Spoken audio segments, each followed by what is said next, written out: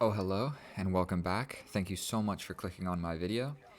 In today's episode, what I'm going to show you is how to just survive the opening, get through the middle game, and ultimately win in the end game. I think the most important part of any chess player's career is to just perfect your end game prowess. So basically this opening, I think this was featured in basically my last video where we saw knight d2 and then the capture here. This is ultimately going to lead to the same thing, where we're going to bring our bishop out, confront this knight. If he trades, we take back, and we castle this way. So we're going to castle this way, develop our knight here. I literally had the same position in the last video that I posted. And it has just a super simple game plan. If the knight goes here, we pin it. If the knight doesn't go there, we put the bishop here. And technically what you're supposed to do is bring the bishop back. This is the exact different move order, but the exact same position that I had in the other game. And let's just see how similar it is. So in the other game, it went... Okay, so now I'm going to castle. Because basically what we want is to put this rook on this file. So we're going to hit him with that check. He's probably going to have to retreat with the bishop, which is quite ugly. And out of the opening, I feel like I have a slight advantage because I basically forced one of his pieces to go back. My friend, that is not how you play chess. So we are going to go with our original plan of pinning this knight to the queen. He can pretty simply get out of it, but we're going to just slide back. If he hits us with this, that greatly weakens his king. Excuse me? We can also pin, and if we see a rook to the center, we can take this with check. He'll take back. So before we get fancy, let's do this, a multifaceted move. We need to develop this knight. Developing it over here would simply ruin our pawn structure if he captures, so we're not going to do that. We're going to slide over here to connect our two rookies, because that is always important. And nobody is really winning or losing this game right now, but I think that I have a slight advantage. Now, one thing I noticed from this is, for one, I can bring my knight over here, attack this, take. Don't love it, but I also don't hate it. I kind of like this pin, but when he brings a rook, take, and I don't love it. So we're going to do this. Trading off the pieces isn't necessarily what we want right now, because the more pieces we trade off, the safer his king becomes. So he has a weak pawn structure. I feel like that just wasn't right. It allows my knight to get to the center. If you take, I will take back, and then this is pinned. So I think we're just going to go with that. And if we see the pawn push over here, this comes with check. This comes with check. You basically have to stay hanging onto this pawn. So if he goes to one of these squares, then I'm going to hit him with a discovery check, which could be good, could be bad. But essentially, I feel like I have to hit him with this check. He wants to hang onto this pawn, but now what this allows is another check. And there's not a whole... He might even come back. But we're not even going to calculate this too incredibly deeply. We're just going to take a pawn with check because I can. And if he ever takes this, then I'm replacing it here. So now this knight... I'm not sure if this is really the better move. I can also get closer. And if he takes, I take. Queen comes closer. Sorry, my nose is a little bit runny. I live in California, and so it is super dry right now. Winter just started, which means snowboarding just started. But yeah, the air is just super dry. I feel like it's terrible for your skin and your sinuses and everything. Okay. This does not work at all because this is defended. So we're going to just slightly retreat. and we got a pawn. So now we are up a pawn, and his king is weak. What to do, what to do? He wants a draw. Bro, I'm not giving you a draw. You crazy? I might...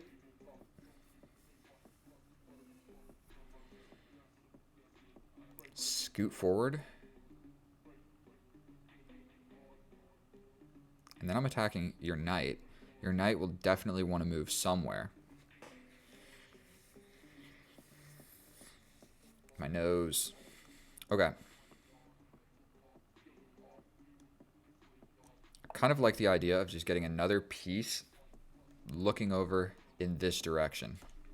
I've got 3 pieces trying to attack this king right now. I don't necessarily think I'll be able to get a checkmate, but I'm up a pawn and I have the heavy initiative. I don't know why this guy offered me a draw. He might just go to his phone and put the position into the analysis. Okay. Almost definitely I'm going to win the game right here. And I'm going to show you how. Check. The king has to scoot somewhere.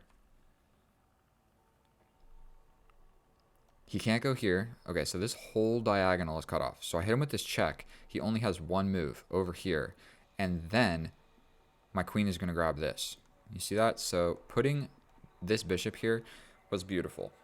And then even when I do move this bishop, if he does this trade, I just replace it with a rook, and I am happy. So we're going to do just that. We're going to hit him with this check. Kerplop.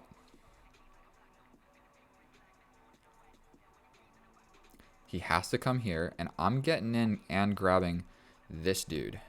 And once I grab this, like, he might sacrifice here because I'm not sure what else there is for him to do. But if the king ever tries to run away to this file, then he just gets hit with a discovery. You threaten my b7 pawn. So let's see. I know there's a checkmate here.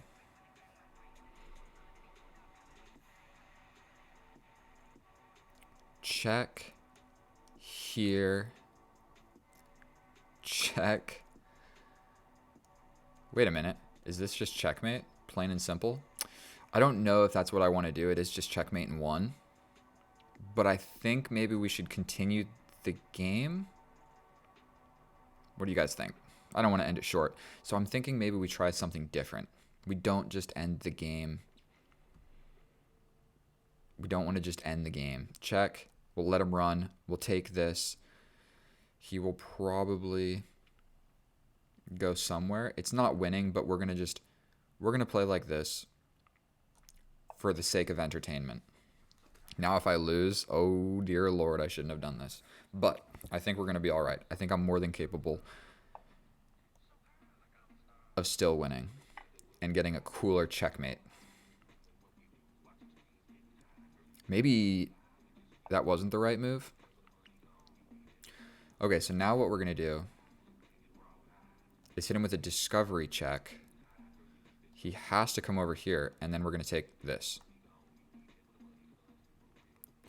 Let's think about this for a second.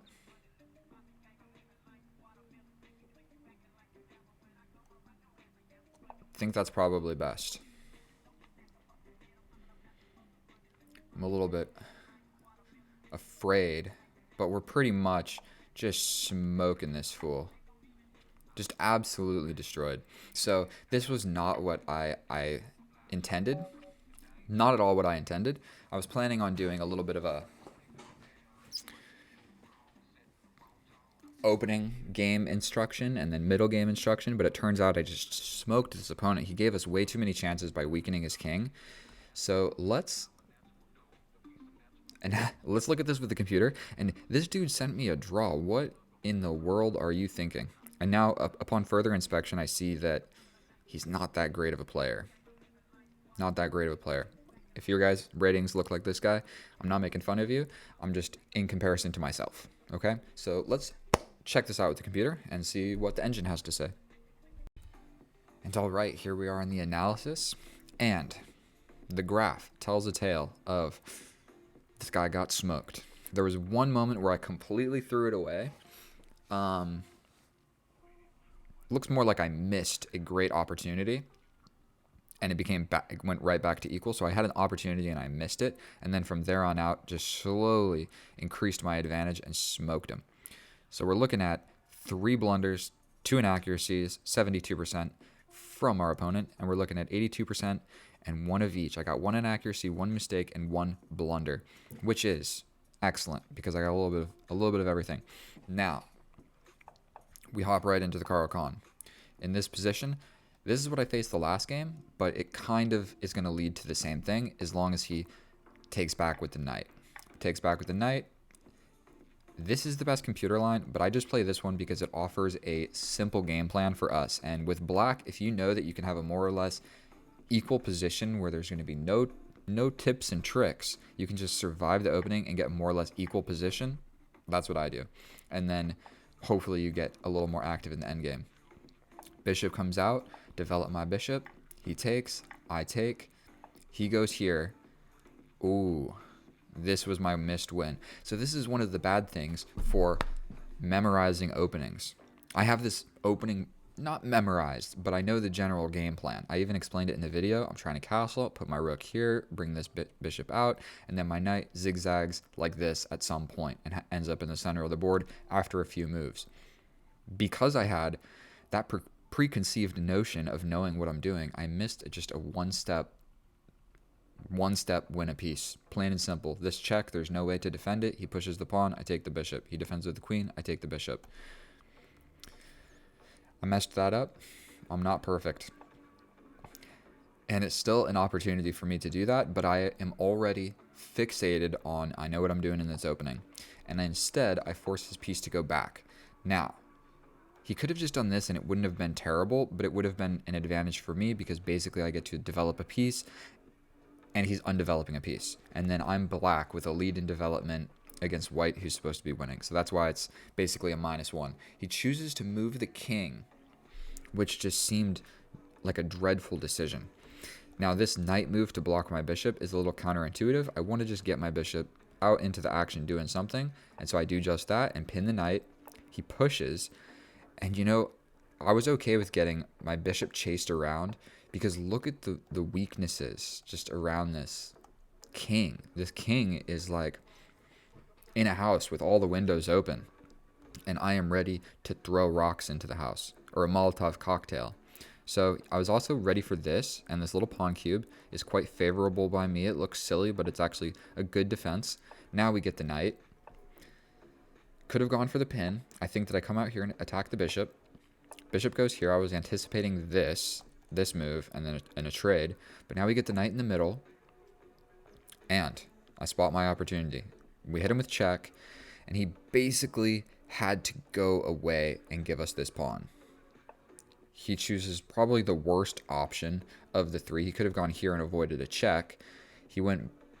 The other options all lead into a discovery check or an actual check just by the knight when the knight arrives on this square. So, boom, check. He scoots forward. We hit him with a check again. There's nothing wrong with repeating the position when you want a pawn. He goes here, and now I get the knight active. So, he could have thrown the knight in the middle, and if I take, then this is after this take, it's not going to work because he's attacking this. But he basically just blundered. We check, it forces the king away from the defense of the knight. We then infiltrate, and our queen is super close to the king, and we just captured a piece. There's not a whole lot he can do. I was even anticipating a sacrifice here out of desperation because you kind of got to do something. But he moves the queen away, which stops defending. This queen had a very crucial role of defending the pawn in front of the king that is threatening checkmate. I didn't want to do that, so we went for this check, check, check, all pretty much forced, check, and then it's checkmate. So I could have made it a little bit more interesting by just, I could have I don't know. Who knows? I could have made some bad moves on purpose, but I didn't really want to do that. I think the most important thing here was don't weaken your king so much. He made so many moves that just weakened his king. And if you see, I even mentioned to the game, at one point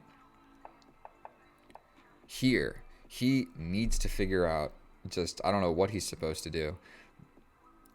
But I have 3 pieces that are just getting ready to just annihilate this king. And he took his most powerful piece away here to attack a pawn. And that was not what the position was asking for. I could give him all 3 of these pawns, and you need to defend your king. Winning 3 pawns or whatever is not important in terms of defending your king. So we get through. And my major blunder in this game was don't memorize openings. You know, I never saw this move because it's a blunder, so nobody ever played it.